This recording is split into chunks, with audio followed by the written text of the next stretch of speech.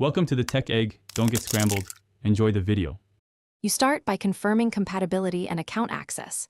Check your phone supports eSIM, battery is above 20%, and you have Airtel login details. Next, open Airtel Thanks app or visit an Airtel store if you lack the app.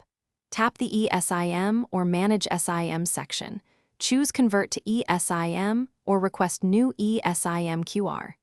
You do this now so the carrier can verify your identity and prepare the QR payload for activation. Once you request an eSIM, Airtel verifies your number with an OTP.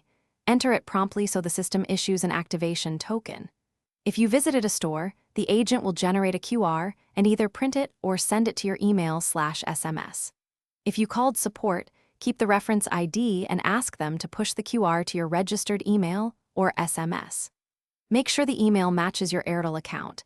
This prevents mismatches during activation. Now scan the Airtel QR.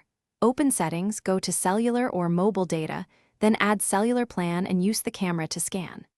After scanning, follow on-screen prompts to label the plan and set data/voice preferences, then restart to finalize provisioning.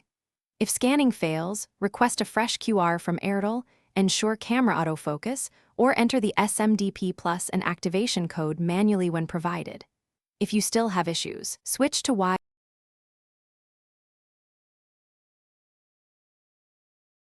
Thanks for watching. Consider subscribing if I helped unscramble your problems.